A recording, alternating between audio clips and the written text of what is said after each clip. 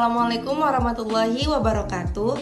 Nama saya Luhlu Zahara dengan NIM 0314212011. Saya dari Prodi Tadris Bahasa Indonesia memenuhi mata kuliah BIPA. Kita bahas hari ini adalah permainan tradisional congklak. Congklak merupakan salah satu permainan tradisional yang berbentuk papan dan mempunyai lubang.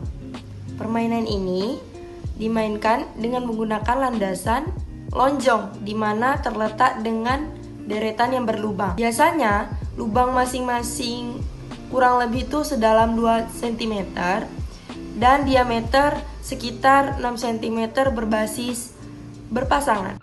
Asal permainan congklak yang dipercaya berasal dari negeri Afrika atau Arab.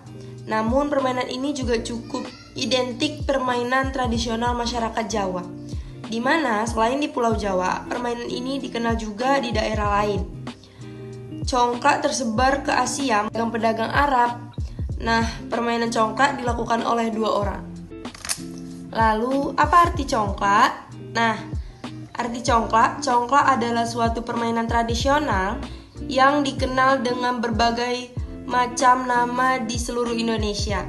Biasanya dalam permainan sejenis congklak ini semacam cangkang kerang yang digunakan sebagai biji congklak, dan jika tidak ada, kadang kala itu digunakan juga biji-bijian dari tumbuhan ataupun batu-batu yang sifatnya kecil.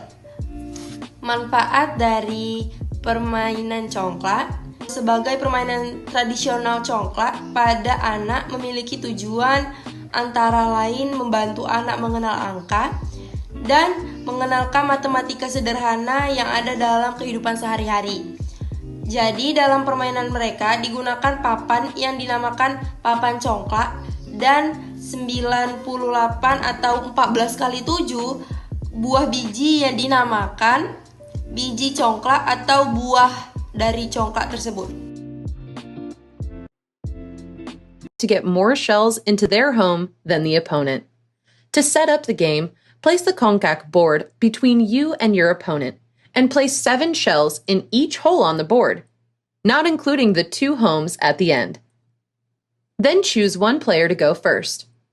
On a player's turn, they scoop up all of the shells in any one of the holes on their side and drop one into the next hole to the left, followed by the next hole to the left, and so on until they run out of shells in their hand. Players always drop a shell into their own home to their left, when they pass it by, but they skip their opponent's home. If a player's last shell drops in an occupied hole, the player picks up the shells in that hole and continues around the board. If a player drops their last shell into their own home, they take another turn and choose another one of their holes to grab shells from. If a player drops their last shell in an empty hole on their side, they collect all of the shells in the neighboring hole on their opponent's side and put them in their home. Then their turn is over. If a player drops their last shell in an empty hole on their opponent's side, their turn is also over.